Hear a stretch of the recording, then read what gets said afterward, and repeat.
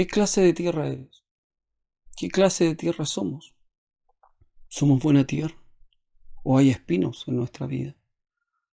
Sigamos meditando en la parábola del sembrador en Mateo capítulo 3 y retomamos de donde quedamos desde el versículo 3. Y les habló muchas cosas por parábolas diciendo: y aquí el sembrador salió a sembrar, y mientras sembraba, parte de la semilla cayó junto al camino, y vinieron las aves y la comieron. Pero parte cayó en pedregales, donde no había mucha tierra, y brotó pronto, porque no tenía profundidad de tierra, pero salido el sol se quemó, y porque no tenía raíz se secó. Si vamos al verso 18 de este mismo capítulo, Jesús comienza a explicarle a los discípulos la parábola, y le dice: oíd pues vosotros la parábola del sembrador. Cuando alguno oye la palabra del reino y no la entiende, viene el malo y arrebata lo que fue sembrado en su corazón. Este es el que fue sembrado junto al camino. Y el que fue sembrado en pedregales, este es el que oye la palabra, y al momento la recibe con gozo, pero no tiene raíz en sí, sino que es de corta duración, pues al venir la aflicción o la persecución por causa de la palabra, luego tropieza. Estos dos tipos de tierra, una es junto al camino. En este terreno que se está sembrando, en donde la semilla se está lanzando, una parte cae en un sendero que hay al lado de la tierra.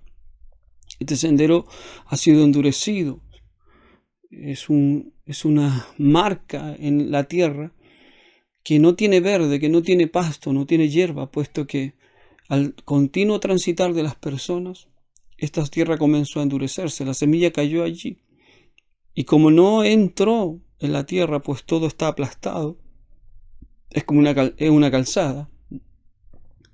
Vienen las aves, dice Jesús, y arrebatan la semilla, la quitan. Tan pronto llega al corazón de esta persona, la palabra es quitada, es arrebatada. Si uno vuelve a tomar la explicación de Jesús al citar Isaías, en donde dice que el corazón de este pueblo se ha engrosado, está insensible a la palabra de Dios, no entra en su corazón, la semilla queda encima nada más, la oye, pero no la entiende. Y en el contexto de entender, no es simplemente que no la comprende intelectualmente, o que no entienda el mensaje en sí, sino que en esencia él no quiere obedecer, y como no quiere obedecer, no la entiende. Cuando uno tiene frente a una materia nueva que está estudiando, te acordarás tú cuando estudiabas, y el profesor comenzaba a hablar de un tema en matemática depende de dónde está tu punto flaco, ¿cierto?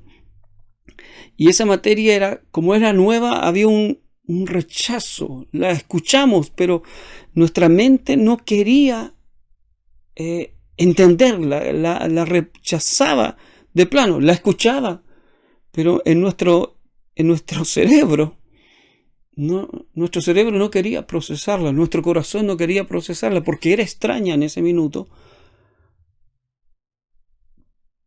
Y finalmente terminábamos estudiando solamente para sacarnos la nota. Pero si tú te vuelves atrás y donde pasó esto, muchas de esas materias prácticamente ni nos acordamos. Quizás podríamos leerlas nuevamente y ni siquiera sabríamos que pasamos por ese tema de rechazo a la materia por ser nueva. Y solamente la procesamos para pasar luego. Esta tierra en el camino es una tierra que ha vivido, que vive, que transita, digámoslo así, de tal manera que escucha cosas, pero no hace raíz, no las toma en profundidad, solamente la oye de oídas, la escucha como un sonido más, como una música más que está sonando, pero no le da la importancia ni el valor que ella tiene, de tal manera que, como no le da la importancia ni el valor, no la logra entender, y al no lograrla entender simplemente no la quiere obedecer. Por eso aquí dice, y no la entiende. te repito, en el contexto es que no la quiere entender, porque al entenderla se verá obligado a obedecerla. Y mucha gente a veces no quiere entrar en compromiso. Vive su vida, corre de un lado para otro. Y quizás por eso esa parábola tiene este camino, que se mueve de un lado hacia el otro y no logra procesar esta palabra. Muchas veces estamos en la iglesia, escuchamos la predicación, pero salimos de la puerta de la iglesia y se nos ha olvidado totalmente el mensaje. Esa semilla fue arrebatada, fue sacada de nuestro corazón. Volvemos a nuestra rutina y la palabra simplemente no existe en nosotros. Vamos al colegio, vamos a estudiar, vamos a trabajar, vamos a lo que sea. Vuelves a tu casa a preparar las cosas de tu hogar, a la crianza de los hijos, al duro trabajo, no sé. Pero la palabra la escuchamos y realmente no ha entrado en nuestro corazón. Entrando a la iglesia la escuchamos, pero salido de ella, o aquí mismo, quizás estás oyendo esta voz, estás escuchando estas palabras, pero apagarás tu celular o cambiarás y ya no existe el mensaje.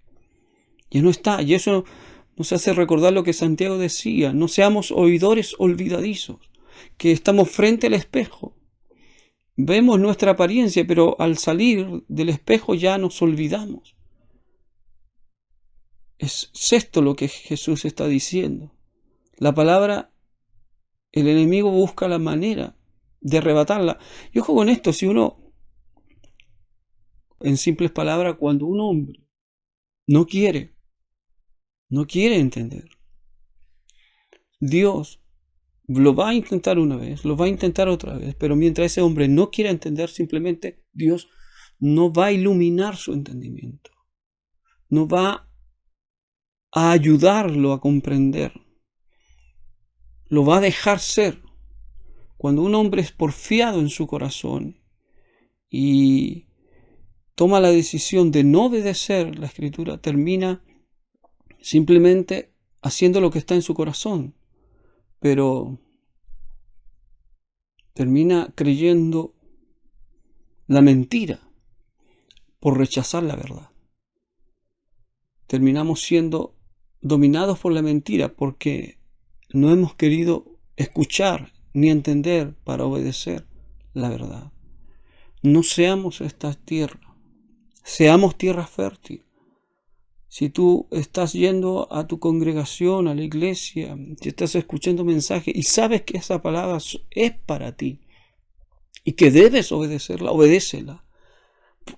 No se trata que la hagas perfecta de la noche a la mañana, sino que dispongas tu corazón a obedecer, dispongas tu corazón a entenderla, a comenzar a ponerla por obra. No importa si es un pequeño paso en esto, lo importante es dar ese primer paso. Dios está esperando de nosotros ese primer paso, esa intención de querer obedecer. Lo demás lo hace Dios, la gracia nos la da Él para hacer y obedecer todas las cosas de la Escritura. Sin su gracia no podríamos hacerlo. De hecho, la gracia nos sacó de donde estábamos y ahora por la gracia nos mantenemos en donde Dios nos puso. Dios te bendiga. La otra semilla cae entre pedregales, una tierra en donde es una tierra pedregosa. Los estudiosos dicen que son unas capas delgadas de tierra que hay en este lugar.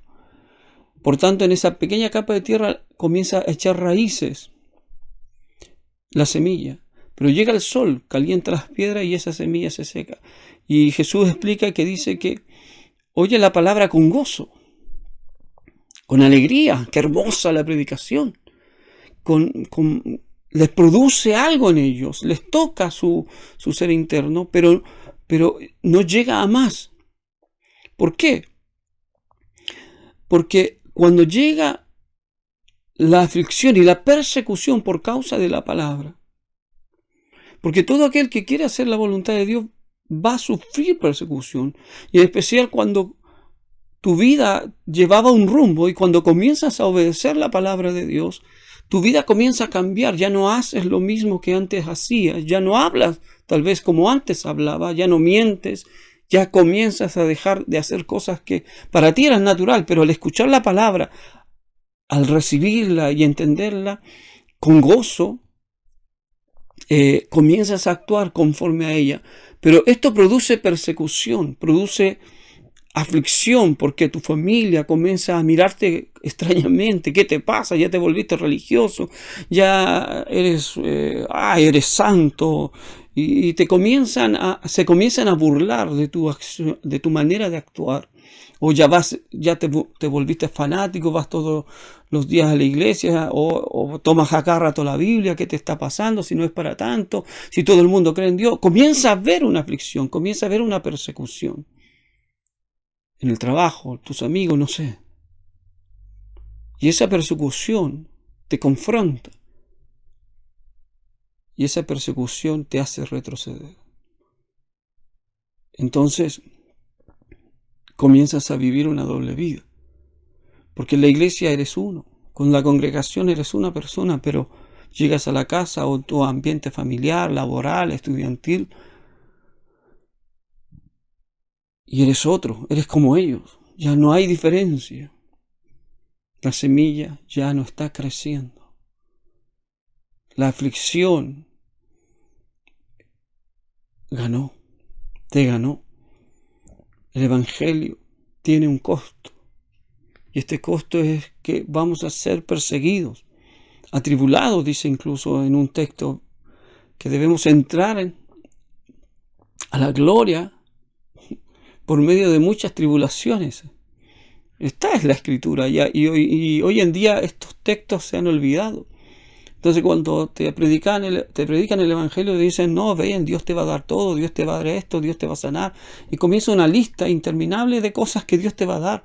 Pero ¿y qué le das tú a Dios? ¿Qué le damos nosotros a Él? ¿Pedimos? ¿Dios acaso es nuestro sirviente? No, ese no es el Evangelio. El Evangelio es que Él nos rescató, nos sacó del lodo cenagoso y nos dio vida juntamente con Cristo. Y ahora Él, ¿qué quiere? Que voluntariamente queramos obedecer sus mandamientos, los cuales no son gravosos. Dice, mis mandamientos no son gravosos y mi carga es ligera, mi yugo es ligero.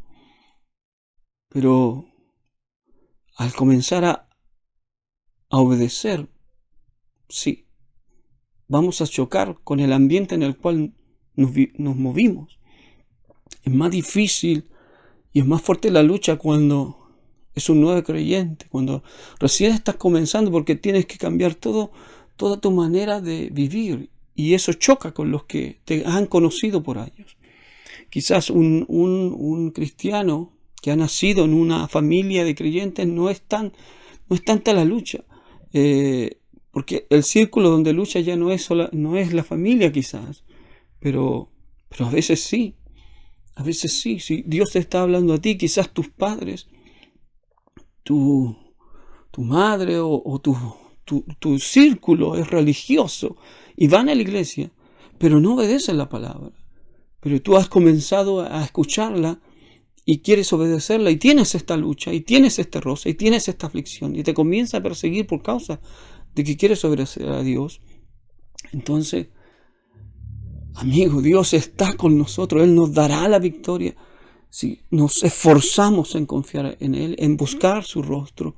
Él va a darnos la gracia, no solo para hacer lo que Él nos está pidiendo hacer, sino que eso va a producir una transformación en tu familia.